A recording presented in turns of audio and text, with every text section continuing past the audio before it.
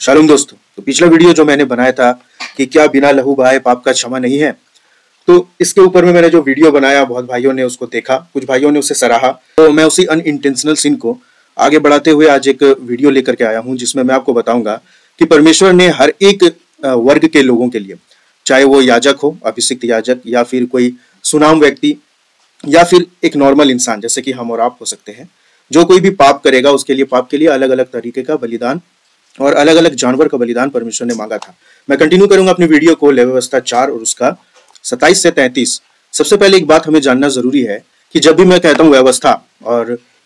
नए नियम में बहुत बार इसका उच्चारण हुआ है कि व्यवस्था खत्म हो गया या फिर व्यवस्था यीशु मसीह ने पूरा कर दिया,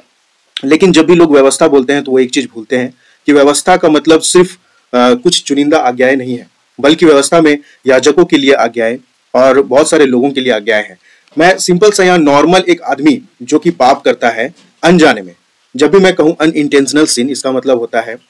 कि कोई अनजाने में कोई पाप करता है, उसके लिए परमेश्वर ने क्या बलिदान ठहराया है। सबसे पहले अगर हम 27वां पद को देखेंगे, लेवी व्यवस्था 4 का 27, तो वहां लिखता है, और यदि साधारण लोगों में से कोई अज्ञानता से पाप करे, अर्थात कोई ऐसा काम जिसे यहोवा ने मना किया हो करके दोषी हो, तो उसका वो पाप उस पर प्रकट हो जाए, तो वो उस पाप के कारण एक निर्दोष बकरी बलिदान के लिए लाए, और वो अपना हाथ पाप बलि पशु के सिर पर रखे और होम बलि के स्थान पर पाप बलि पशु का बलिदान करे, और याजक उसके लहू में से अपनी उंगली से कुछ लेकर होम बलि की वेदी के सींगों पर लगाए, उसके सब लहू को उसी वेदी के पाए पर उंडेल दे। जब हम शुरुआत से पढ़ेंगे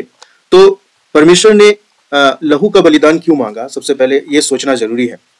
क्योंकि जब तक हम ये नहीं जानेंगे कि लहू का बलिदान ही क्यों मांगा परमेश्वर ने, तब तक हम ये जान नहीं पाएंगे कि लहू बहाने से क्या हमारा पाप का क्षमा होगा।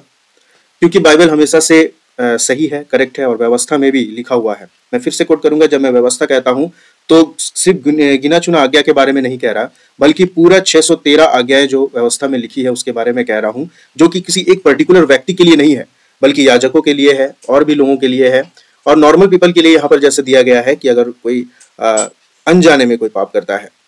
तो उसके लिए अलग अलग जानवर का भी बलिदान है। जैसे एक साधारण मनुष्य पाप करता है तो लिखा गया है एक निर्दोष बकरी बलिदान करने के लिए ले आए, बकरी, ठीक है। उसके बाद आगे की ओर जब हम पढ़ेंगे, और यदि वो पाप बलि के लिए एक भेड़ी का बच्चा ले आए तो वो निर्दोष मादा हो। जब वो अगर पाप बलि करता है, अगर भेड़ी का बच्चा ले आए, तो उसको कहा गया है वो एक फीमेल, मतलब कि फीमेल जानवर, यानी कि निर्दोष मादा होना चाहिए। जब भी बाइबल पुराना नियम में निर्दोष, निष्कलंक इस शब्दों का इस्तेमाल करता है, इसका मतलब जो मादा है या बकरी है वो कभी पाप नहीं किया, ऐसा नहीं है, बल्कि उसका मतलब है उसके शरीर का कोई भी हड्डी टूटा हुआ नहीं रहना चाहिए, उसके शरीर में कोई भी दाग वगैरह नहीं रहना चाहिए, वो किसी भी प्रकार से अपंग नहीं रहना चाहिए, यानी कि वो पूरी तरीके से स्वस्थ और किसी प्रकार का दाग वगैरह उसमें नहीं रहना चाहिए, वैसा उसको निर्दोष बोला जाता है। और वही निर्दोष पशु का लहू, ठीक है, वो पूरा पशु नहीं, सिर्फ उसका लहू किसी के प्राण की छुड़ौती के लिए जो अनइंटेंशनली हुआ,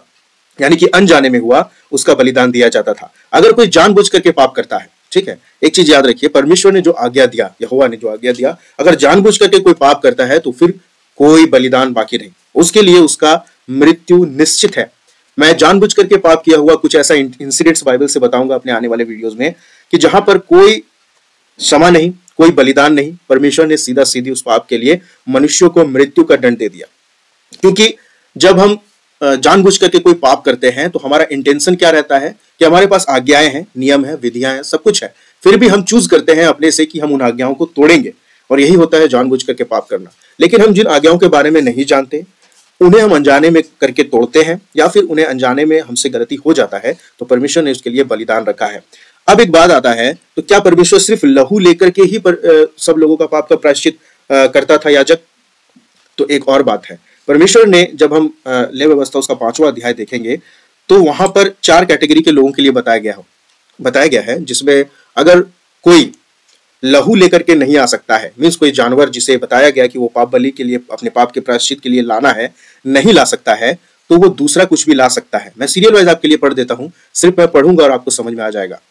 लेवी व्यवस्था 5 का 1 से, और यदि कोई साक्षी होकर ऐसा पाप करे कि शपथ खिलाकर पूछने पर भी क्या तूने यह सुना अथवा जानता है, और वो बात प्रकट ना करे, तो उसको अपने अधर्म का भार उठाना पड़ेगा, नंबर 1। नंबर 2 में, यदि कोई किसी अशुद्ध वस्तु को अज्ञानता से छू ले, तो चाहे वो अशुद्ध बनेले पशु की, चाहे अशुद्ध रेंगने वाले जीव जंतु की लोथ हो, तो वह अशुद्ध होकर दोषी ठहरेगा। तीसरा में, और यदि कोई मनुष्य किसी अशुद्ध वस्तु को अज्ञानता से छू ले, चाहे वह अशुद्ध वस्तु किसी भी प्रकार की क्यों ना हो,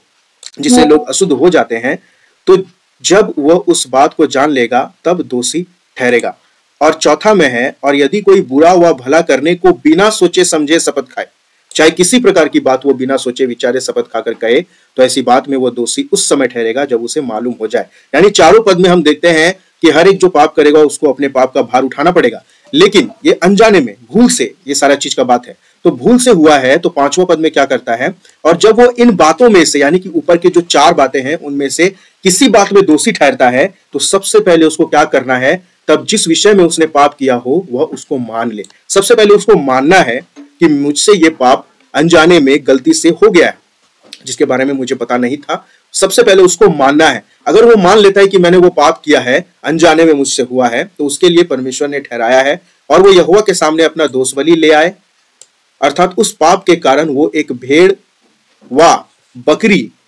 पाप बलि करने के लिए ले आए, तब याजक उस पाप के विषय उसके लिए प्रायश्चित करे। ठीक है। और यदि उस भेड़ व बकरी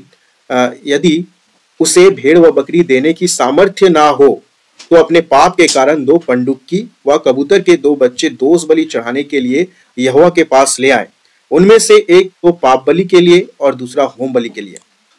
यहाँ पर हम देखते हैं कि कोई अगर जानवर नहीं ला पाता है, यदि उसके पास इतना पैसा नहीं है, या वो असमर्थ है जानवर को खरीदने में या उसका उपाय करने में, तो परमेश्वर ने उसके लिए पंडुक्की और कबूतरी के बच्चे को रखा है, ताकि वो एक को दोष बलि करे, यानी कि पाप बलि के लिए चढ़ाए, दोष जो किया है उसके लिए पाप बलि करे, और दूसरा होम बलि के लिए। और वह उनको याजक के पास ले आए, और याजक पाप बलि वाले को पहले चढ़ाए और उसका सिर गले से मरोड़ कर तोड़ डाले, पर अलग ना करे। और वो पाप बलि पशु को लहू में से कुछ वेदी की अलंग पर छिड़के, और जो लहू शेष रहे वो वेदी के पाए पर गिराया जाए, वो तो पाप बलि ठहरेगा। और दूसरे पक्षी को वो विधि के अनुसार होम बलि करे, और याजक उसके पाप का प्रायश्चित करे, तब वो क्षमा किया जाएगा। और देखिए, यहाँ तक लहू का बात है, तो लहू को छिड़कना है शुद्धता के लिए, और याजक उसका प्रायश्चित करेगा। मीन्स वो रीति जो परमेश्वर बोला है कि इस तरीके से तुम्हारा पाप क्षमा किया जाएगा, जब कोई अनजाने में पाप करता है, और उसके लिए जो परमेश्वर ने ठहराया है। अभी कुछ भी परमेश्वर के सामने ले आने से नहीं चलेगा, परमेश्वर ने जो बोला है उसी को ले आना है। और लहू, परमेश्वर ने सिर्फ लहू क्यों मांगा, क्योंकि हर एक आदमी का प्राण उसके लहू में रहता है। इसीलिए परमेश्वर ने कई एक जगहों पर बाइबल में लहू खाने के लिए मना किया है।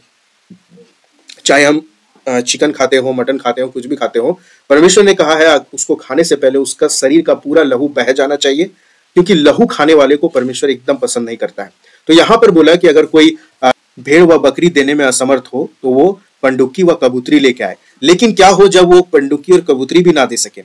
तो परमेश्वर ने कहा यदि वो 2 पंडुक्की व कबूतरी के 2 बच्चे भी ना दे सके, तो वह अपने पाप के कारण अपना चढ़ावा एपा का 10वां भाग मैदा पाप बलि के लिए आए, और उस पर ना तो वो तेल डाले ना लोबान रखे, क्योंकि वो पाप बलि होगा। वह उसको याजक के पास ले आए, और याजक उसमें से अपनी मुट्ठी भर स्मरण दिलाने वाला भाग जानकर वेदी पर यहोवा के हवने के ऊपर जलाए, वो तो पाप बलि ठहरेगा। और इन बातों में से किसी भी बात के विषय में जो कोई पाप करे, याजक उसका प्रायश्चित करे,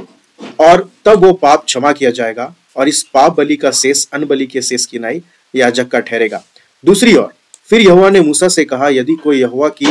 पवित्र की हुई वस्तु के विषय में भूल से विश्वासघात करे और पापी ठहरे, तो वो यहोवा के पास एक निर्दोष मेढ़ा दोष बलि के लिए ले आए, और दाम पवित्र स्थान के सेकेल के अनुसार उतने ही सेकेल रुपये का हो जितना याजक ठहराए। अभी बात यह है कि परमेश्वर ने बलिदान क्यों मांगा। हमसे अनजाने में पाप हुआ है, तो उसका परमेश्वर ने लहू का बलिदान, या फिर यहाँ पर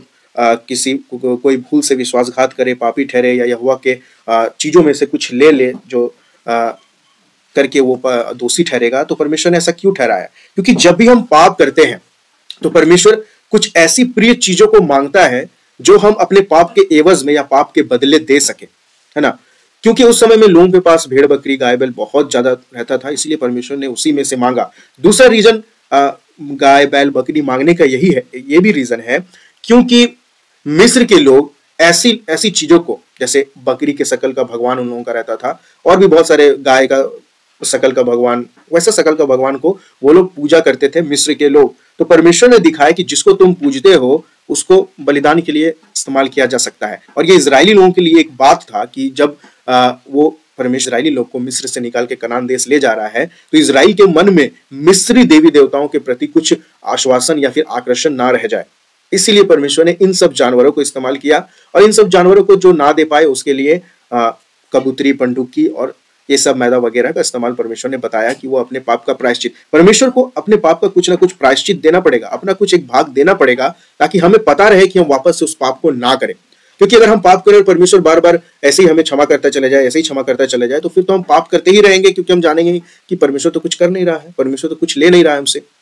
तो हम पाप करते ही चले जाएंगे। इसलिए परमेश्वर ने प्रायश्चित के तौर पर मांगा। यहाँ पर ध्यान रहे अनइंटेंशनल सिन के बारे में अभी तक बात हो रही है, यानी भूल से हुआ पाप या अनजाने में हुआ पाप के विषय में बात हो रही है। अभी भी मैंने ये नहीं कहा कि जानबूझकर जो पाप करता है उसका क्या हाल होगा, वो आने वाली वीडियोस में आपको पूरा तरह से क्लियर से बताया जाएगा। बट यहाँ पर आपको देखना है कि अब अनजाने में पाप हम लोग करते हैं तो क्या होता है। तो यहाँ पर कोई अगर परमेश्वर का पवित्र किया हुआ वस्तु में से लेता है तो पहला तो वो पापी ठहरता है, ठीक है, अनजाने में लेता है, तो उसको एक मेढ़ा दोष बलि के लिए लाना है, और दाम, जो उस मेढ़े का दाम है,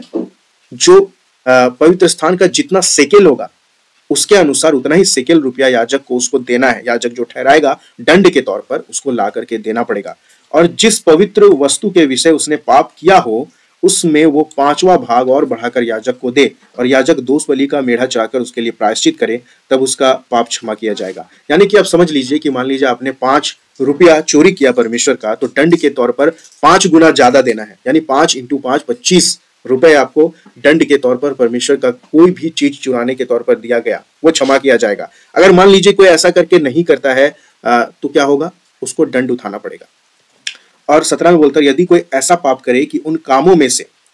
जिन्हें यहोवा ने मना किया है किसी काम को करे, तो चाहे वो उसके अनजाने में हुआ हो तो भी वो दोषी ठहरेगा और उसको अपने अधर्म का भार उठाना पड़ेगा। और उसका भी प्रायश्चित दिया हुआ है, इसलिए वो एक निर्दोष मेढ़ा पाप बलि करके याजक के पास ले आए, वो उतने दाम का हो जितना याजक ठहराए, और याजक उसके लिए उसकी भूल का जो उसने अनजाने में की हो प्रायश्चित करे, वो क्षमा किया जाएगा। यह दोष बलि ठहरे क्योंकि वो मनुष्य निसंदेह यहोवा के सम्मुख दोषी ठहरेगा। दूसरा बताया कि कोई अगर ऐसा पाप करता है, चाहे जाने चाहे अनजाने में परमेश्वर का, तो उसको अपना अधर्म का भार उठाना पड़ेगा और एक मेढ़ा, निर्दोष मेढ़ा लाना पड़ेगा। निर्दोष का मतलब फिर से एक बार मैं बता देना चाहता हूँ, निर्दोष मतलब उस पशु को जो लाया जाएगा उसका कोई भी शरीर का हड्डी टूटा हुआ नहीं रहना चाहिए, अपंग नहीं रहना चाहिए, उसके शरीर पर कोई भी चीरे या फटे का दाग नहीं रहना चाहिए, और वो कभी भी किसी चीजों में इस्तेमाल किया हुआ नहीं रहना चाहिए। इस्तेमाल मतलब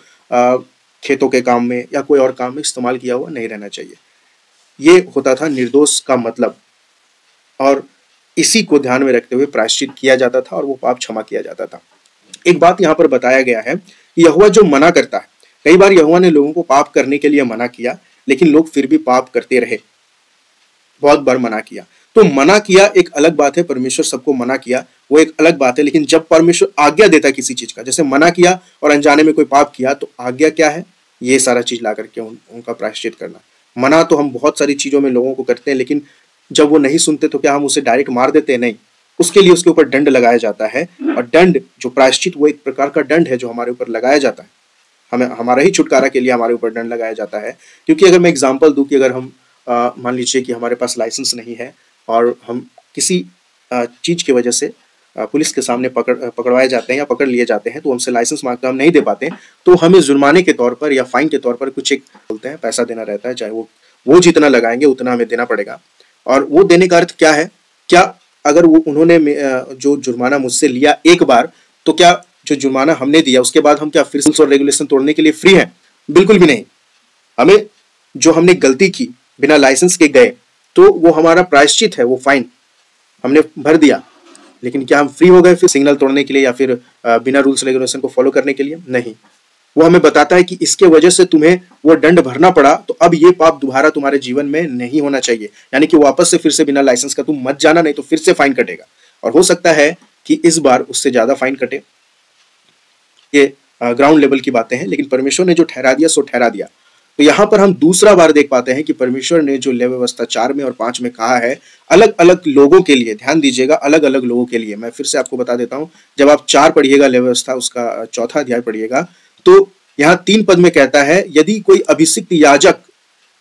याजक यानी कि याजक भी अगर पाप करता है, जो दूसरों का पाप का प्रायश्चित करता है, याजक वो भी पाप करता है, तो उसको भी अपना पाप बलि यहोवा को चढ़ा करके अपने आप को शुद्ध करना, अपने आप को पवित्र करना और अपने आप को निष्पाप करना जरूरी था। यानी कि वो दंड भरना जरूरी था जो अनजाने में करे। ठीक है,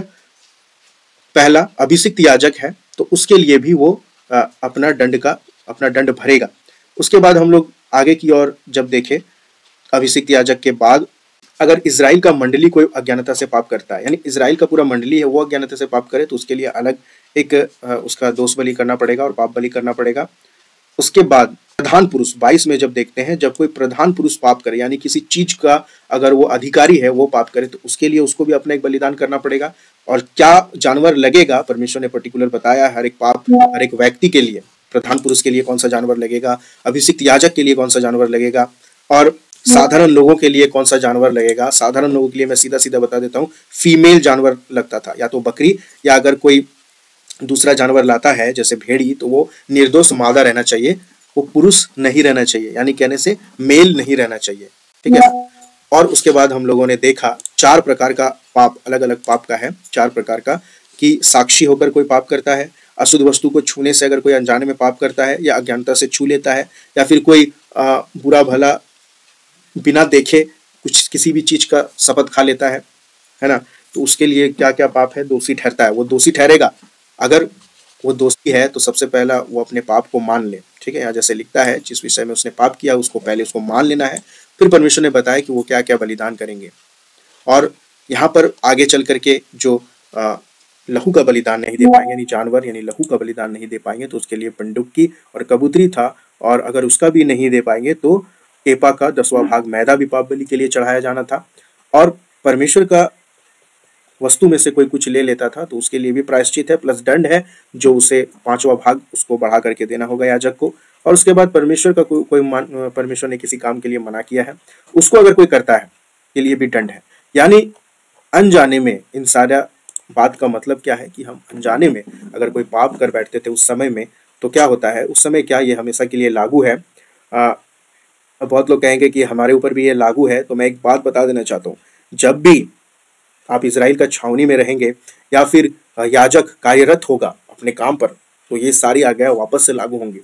और ये तीसरा मंदिर यानी कि 3rd टेम्पल बनेगा तो फिर से बलिदान भी चालू होंगे और सारी बातें फिर से चालू होंगी जो परमेश्वर की व्यवस्था में लिखे हैं और जिस प्रकार से लिखे हैं। तो परमेश्वर की व्यवस्था को लोगों ने ठीक से समझा नहीं। तो उम्मीद करता हूँ कि इस वीडियो से आपको बहुत कुछ सीखने मिला होगा, और जो भी सवाल है आप कमेंट बॉक्स में डाल सकते हैं। दूसरा, बहुत लोग आज तक व्यवस्था को भी ठीक से नहीं जानते हैं कि व्यवस्था क्या है, व्यवस्था में कितने तरह के आज्ञा है, पार्ट्स क्या है, किन के लिए आज्ञा है, ये नहीं जानते। तो हो सकता है मैं अगला वीडियो व्यवस्था के ऊपर में ही बनाऊं कि व्यवस्था आखिर में है क्या, और लोग इसे जो नहीं समझे हैं वो कैसे नहीं समझे मुझे नहीं पता, क्योंकि जब मैं बाइबल पढ़ता हूँ तो मुझे बहुत ही क्लियर है परमेश्वर का वचन, परमेश्वर का आज्ञा, परमेश्वर का विधि, उसका नियम, उसका वाचा, उसका तरीका, जो भी उसने दिया है परमेश्वर ने, वो काफी क्लियर है। अगर मनुष्य को समझने का है तो वो अच्छे से उस चीज को पढ़े।